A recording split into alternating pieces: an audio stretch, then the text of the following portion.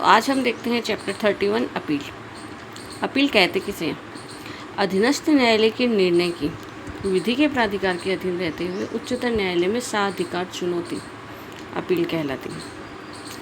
तो इसमें देखते हैं सेक्शन 41 BNSS सेक्शन 413 CRPC 372 जब तक अन्यथा उपबंधित न हो किसी अपील का नहीं होना। तो दंड न्यायालय के किसी भी निर्णय या आदेश से कोई भी अपील इस संहिता के द्वारा या तत्समय प्रवर्तित किसी अन्य विधि के द्वारा जैसा कि उपबंधित है उसके सिवाय नहीं होगी। क्रिमिनल कोर्ट्स के किसी भी निर्णय या आदेश की अपील जो है वो इस कोड में जैसा बता रखा है उसमें या कोई अन्य विधि जिसमें बता रखा है उसके सिवाय नहीं होगी। परंतु इसका प्रोवाइजो जोड़ दिया कि पीड़ित को न्यायालय के द्वारा किसी अभियुक्त को दोष मुक्ति करने वाले आदेश पीड़ित कभी अभियुक्त को यदि दोषमुक्त किया गया है उस आदेश को या कम अपराध से दोष सिद्ध किया गया है, पर्याप्त दंड उसे नहीं दिया गया है या अपर्याप्त प्रतिकर अधिरोपित किया गया है तो ऐसे आदेश के विरुद्ध भी अपील करने का अधिकार होगा। किसको होगा? पीड़ित को होगा। कौन कौन से सर्कमस्टांसेस में? जहाँ की अभियुक्त को दोषमुक्त करने वाला कोई आदेश है या अभियुक्त को कम दोष से दोष सिद्ध किया गया है या अपर्याप्त प्रतिकर अधिरोपित किया गया है, तो वहाँ पर पीड़ित को भी अपील करने का अधिकार होगा।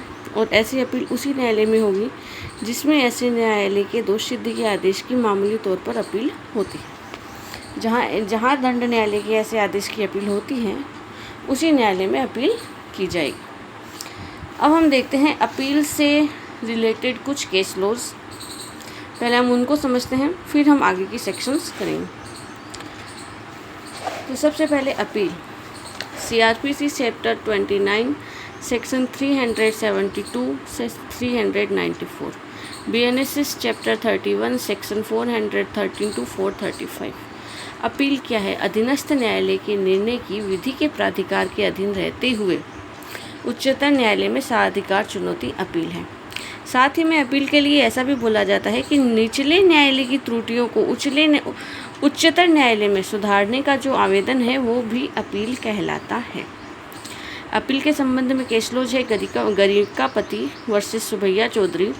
इसमें कहा गया कि अपील जो है वो सारभूत संवैधानिक अधिकार है। इसके अलावा एक केस लॉज आया AR अंतुले वर्सेस RS नायक। इसमें कहा गया कि विधि या एवं तथ्य के प्रश्न पर एक अपील जो है वो आर्टिकल 21 के अधीन मूल अधिकार है। आगे केस लॉज देखते हैं हम। दुर्गा शंकर प्रसाद मेहता बनाम रघुराज सिंह 1954। इसमें कहा कि अपील जो है वो राज्य के द्वारा प्रदत्त एक अधिकार है, किंतु यह किसी भी व्यक्ति को अंतर्निहित अधिकार के रूप में किसी निष्कर्ष या दंडादेश के विरुद्ध तब तक प्राप्त नहीं हो सकती जब तक कि विधि के द्वारा अभिव्यक्त रूप से उपबंधित न हो। ठीक है, तो अंतर्निहित अधिकार के रूप में कब प्राप्त होगी? जब विधि के द्वारा अभिव्यक्त रूप से उपबंधित है। और 372 के प्रोवाइजो में ये चीज़ दे भी रखी। नेक्स्ट केस है मल्लिकार्जुन कोडगल बनाम कर्नाटक राज्य 2019।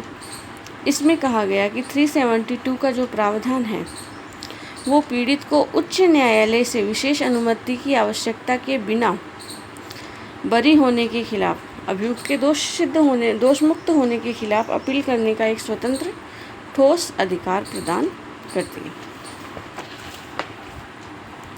नेक्स्ट आगे केस लॉज है सत्यपाल सिंह बनाम मध्य प्रदेश राज्य। इसमें कहा गया कि पीड़ित के परिवारजनों को अभियुक्त के बरी होने के खिलाफ अपील करने का अधिकार है। पीड़ित ही नहीं, उसकी फैमिली वाले भी उसके विरुद्ध अपील कर सकते हैं।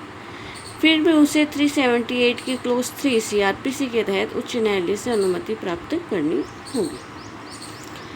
इसी रो में केस आया हुआ है राजस्थान राज्य बनाम शेराराम। इम्पोर्टेंट केस है कि अपील न्यायालय को तब तक निचली अदालत के मामले में हस्तक्षेप नहीं करना चाहिए जब तक निचली अदालत का जो दृष्टिकोण है अपील के मामले में विकृत या कानूनी रूप से अस्थिर न हो। Last and final case Jagmohan Mehar बनाम पंजाब राज्य 2025। इसमें कहा गया कि CRPC 372 के परंतु के तहत अपील करने का पीड़ित का अधिकार एक मौलिक अधिकार है। यह पीड़ित के अधिकार को दोष सिद्धि के विरुद्ध अपील करने के आरोपी के अधिकार के समतुल्य रखता है। आरोपी का जो अधिकार है वही अधिकार पीड़ित का भी है, जहाँ की आरोपी व्यक्ति को कम दंड से दोष सिद्ध किया जाता है। तो ये थे कुछ केस लॉज।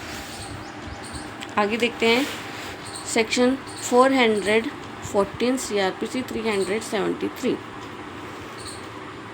परिशांति कायम रखने या सदाचार के लिए प्रतिभूति अपेक्षित करने या प्रतिभूति स्वीकार करने या इनकार करने या अस्वीकार करने के आदेश के विरुद्ध अपील। तो ये पूरा चैप्टर हम पढ़ के आए थे। तो कोई व्यक्ति जिसे कि परिशांति कायम रखने या सदाचार की प्रतिभूति के लिए 136 के अधीन आदेश दिया गया था, या जिसे धारा 140 के अधीन प्रतिभूति स्वीकार करने या इनकार करने से अस्वीकार करने वाले किसी आदेश से कोई व्यथित व्यक्ति है, ठीक है। 140 के अधीन कोई प्रतिभूति स्वीकार करने से इनकार करने या अस्वीकार करने के आदेश से व्यथित व्यक्ति है, तो ऐसा व्यक्ति प्रतिभूति से संबंधित जो कोई भी मामले हैं उनकी अपील कहाँ की जाएगी? सेशन कोर्ट पे की जाएगी। यही क्वेश्चन पूछा जाता है। इस धारा की कोई भी बात उन व्यक्तियों को लागू नहीं होगी जिसके विरुद्ध सेशन न्यायाधीश के समक्ष धारा 141 की उपधारा 2 और उपधारा 4 के अनुसार रखी गई है। कार्यवाही जो है उनके विरुद्ध 141 की उपधारा 2 और 4 के अधीन चल रही है, उन मामलों में लागू नहीं होगी। आगे है सेक्शन 374 CRPC BNSS 415 दोष सिद्धि से अपील। तो कोई भी व्यक्ति जो उच्च न्यायालय के द्वारा असाधारण आरंभिक दांडिक अधिकारिता के प्रयोग में किए गए विचारण में दोष सिद्ध किया गया है, तो अपील कहाँ करेगा? सुप्रीम कोर्ट में करेगा। इसमें अपील का वो बताया गया है कौन सी कोर्ट से कहाँ अपील जाएगी। अगर कोई व्यक्ति हाई कोर्ट के द्वारा पनिश किया गया है तो वो कहाँ अपील में जा सकता है? सुप्रीम कोर्ट में अपील में जा सकता है। आगे है कोई व्यक्ति जो सेशन न्यायाधीश या अपर सेशन न्यायाधीश के द्वारा किए गए विचारण में या किसी अन्य न्यायालय के द्वारा किए गए विचारण में दोष सिद्ध किया गया है और जिसमें 7 वर्ष से अधिक का कारावास या उसके कारावास का दंडादेश उसके विरुद्ध या उस विचारण में दोष सिद्ध किए गए किसी अन्य व्यक्ति के विरुद्ध दिया गया है, तो वो अपील कहाँ कर सकता है? हाई कोर्ट में कर सकता है। सेशन कोर्ट और अपर सेशन कोर्ट की अपील कहाँ होगी? हाई कोर्ट में होगी। किन मामलों में होगी? जहाँ की दंडादेश 7 वर्ष या उससे अधिक के कारावास से 7 वर्ष से अधिक के 7 वर्ष यानी 7 वर्ष से अधिक 7 years टू अपर 7 years से अधिक के कारावास के लिए दोष सिद्ध किया गया। क्लोज 2 में जैसा उपबंधित है उसके सिवाय, जैसा क्लोज 2 में बता रखा है उसके सिवाय कोई व्यक्ति अगर JM फर्स्ट और JM सेकेंड के द्वारा विचारण में दोष सिद्ध किया गया है, या कोई व्यक्ति 364 के अधीन दोष सिद्ध किया गया है, या किसी व्यक्ति के बारे में मजिस्ट्रेट 401 के अधीन कोई आदेश देता है या दंडादेश पारित करता है, तो ऐसा व्यक्ति कहाँ अपील कर सकता है? ऐसा व्यक्ति अपील कर सकता है सेशन न्यायालय में। JM फर्स्ट JM सेकेंड के विरुद्ध 364 के अधीन दंडादेश किया गया है। 364 हम देख के आए हैं। BNS की सेक्शंस मुझे अभी पूरी टोटल याद भी नहीं हुई है। 364